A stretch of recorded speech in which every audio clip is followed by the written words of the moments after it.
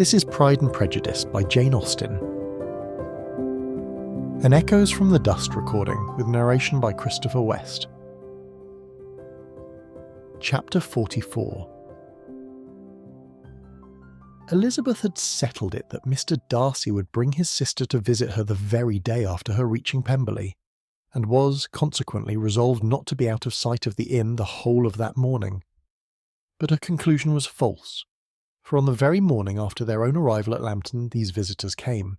They had been walking about the place with some of their new friends, and were just returned to the inn to dress themselves for dining with the same family when the sound of a carriage drew them to a window, and they saw a gentleman and lady in a curricle driving up the street.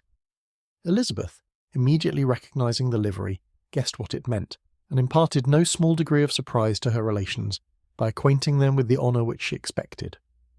Her uncle and aunt were all amazement, and the embarrassment of her manner as she spoke joined to the circumstance itself, and many of the circumstances of the preceding day opened to them a new idea on the business.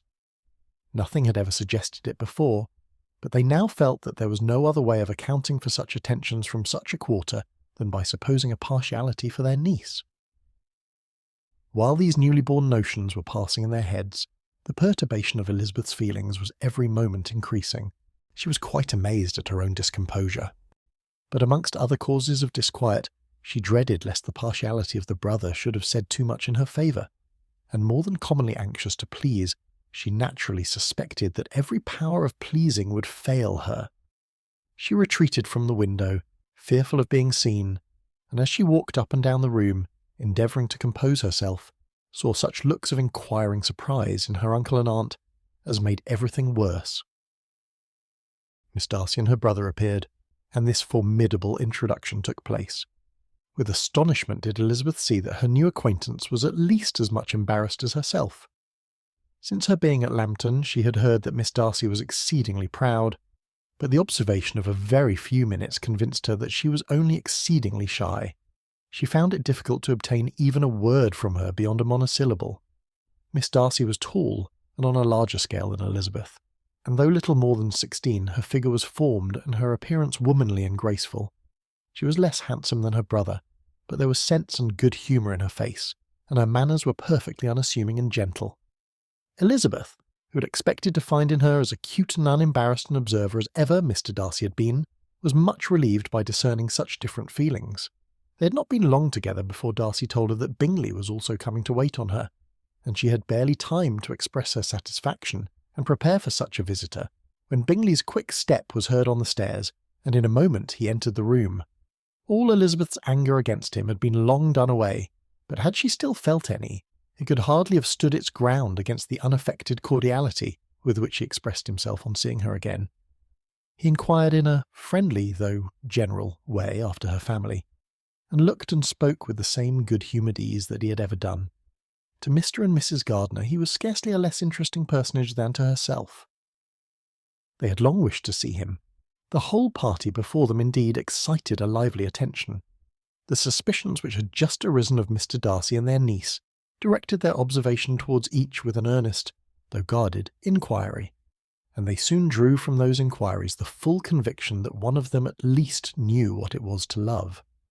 Of the lady's sensations they remained a little in doubt, but that the gentleman was overflowing with admiration was evident enough. Elizabeth on her side had much to do. She wanted to ascertain the feelings of each of her visitors, she wanted to compose her own, and to make herself agreeable to all. And in the latter object, where she feared most to fail, she was most sure of success, for those to whom she endeavoured to give pleasure were prepossessed in her favour. Bingley was ready, Georgiana was eager, and Darcy determined to be pleased. In seeing Bingley, her thoughts naturally flew to her sister, and oh, how ardently did she long to know whether any of his were directed in a like manner. Sometimes she could fancy that he talked less than on former occasions, and once or twice pleased herself with the notion that, as he looked at her, he was trying to trace a resemblance. But though this might be imaginary, she could not be deceived as to his behaviour to Miss Darcy, who had been set up as a rival to Jane. No look appeared on either side that spoke particular regard. Nothing occurred between them that could justify the hopes of his sister. On this point she was soon satisfied, and 2 or 3 little circumstances occurred ere they parted, which, in her anxious interpretation, denoted a recollection of Jane not untinctured by tenderness, and a wish of saying more that might lead to the mention of her, had he dared. He observed to her, at a moment when the others were talking together, and in a tone which had something of real regret, that it was a very long time since he had had the pleasure of seeing her, and before she could reply, he added, "It is above 8 months. We have not met since the 26th of November, when we were all dancing together at Netherfield."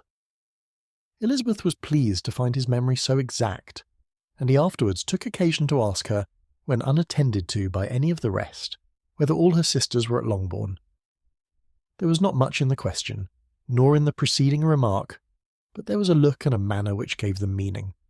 It was not often that she could turn her eyes on Mr. Darcy himself, but whenever she did catch a glimpse she saw an expression of general complaisance, and in all that he said she heard an accent so far removed from hauteur or disdain of his companions as convinced her that the improvement of manners which she had yesterday witnessed, however temporary its existence might prove, had at least outlived one day.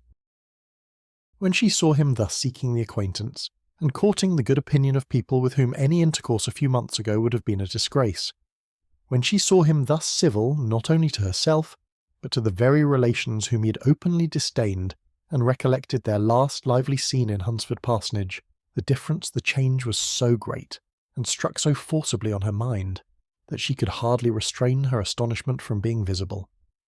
Never, even in the company of his dear friends at Netherfield, or his dignified relations at Rosings, had she seen him so desirous to please, so free from self-consequence or unbending reserve, as now, when no importance could result from the success of his endeavours, and when even the acquaintance of those to whom his attentions were addressed would draw down the ridicule and censure of the ladies both of Netherfield and Rosings.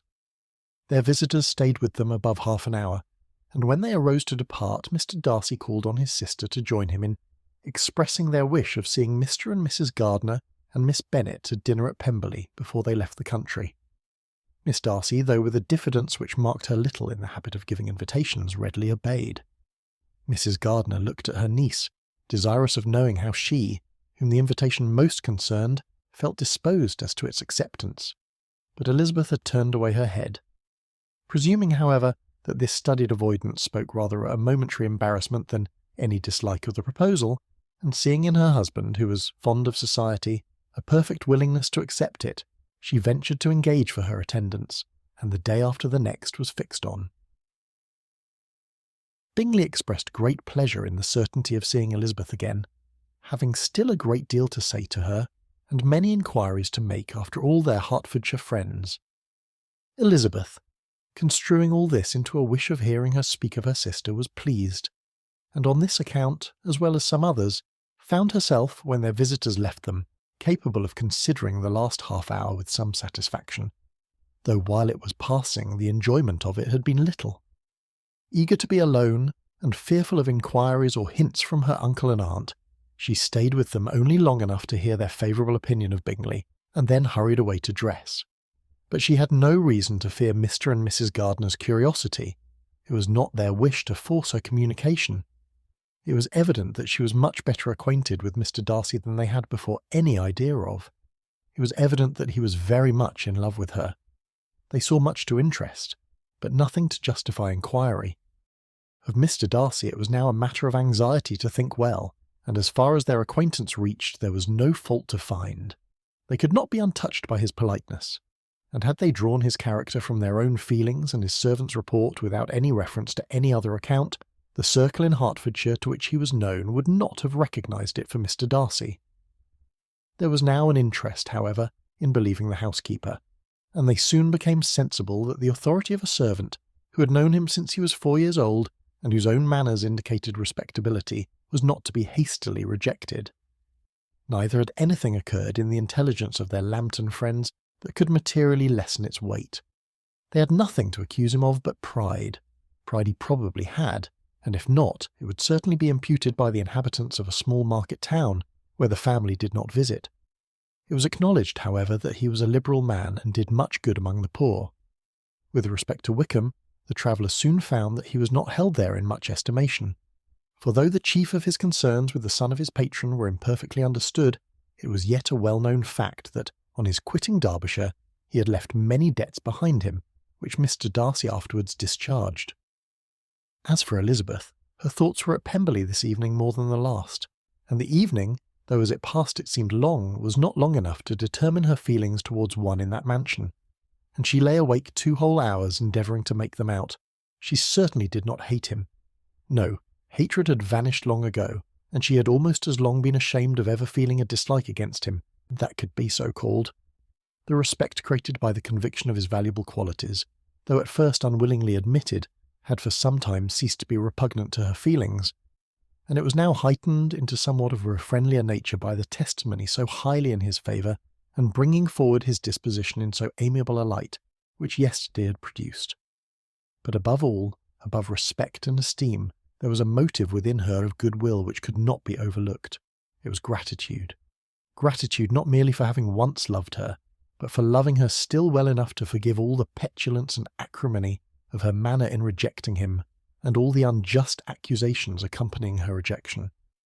He who, she had been persuaded, would avoid her as his greatest enemy, seemed on this accidental meeting most eager to preserve the acquaintance, and without any indelicate display of regard or any peculiarity of manner where their 2 selves only were concerned, was soliciting the good opinion of her friends and bent on making her known to his sister. Such a change in a man of so much pride excited not only astonishment, but gratitude. For to love, ardent love, it must be attributed, and as such its impression on her was of a sort to be encouraged, as by no means unpleasing, though it could not be exactly defined. She respected, she esteemed, she was grateful to him, she felt a real interest in his welfare, and she only wanted to know how far she wished that welfare to depend upon herself, and how far it would be for the happiness of both that she should employ the power, which her fancy told her she still possessed, of bringing on the renewal of his addresses. It had been settled in the evening, between the aunt and niece, that such a striking civility as Miss Darcy's, in coming to them on the very day of her arrival at Pemberley, for she had reached it only to a late breakfast, ought to be imitated, though it could not be equalled by some exertion of politeness on their side, and consequently that it would be highly expedient to wait on her at Pemberley the following morning. They were, therefore, to go. Elizabeth was pleased, though when she asked herself the reason, she had very little to say in reply. Mr. Gardiner left them soon after breakfast. The fishing scheme had been renewed the day before, and a positive engagement made of his meeting some of the gentlemen at Pemberley by noon. This is Pride and Prejudice by Jane Austen. An Echoes from the Dust recording with narration by Christopher West and music by Cody Martin. If you're enjoying this audiobook and would like to see more, please consider liking and subscribing, or explore our catalogue celebrating classical literature through unique, book-inspired retail items at echoesfromthedust.com, link in the description. Discover elegant gifts, decor, apparel and stationery, inspired by timeless works like Pride and Prejudice, perfect for book lovers, collectors, and anyone seeking to bring literary classics into modern life. Thank you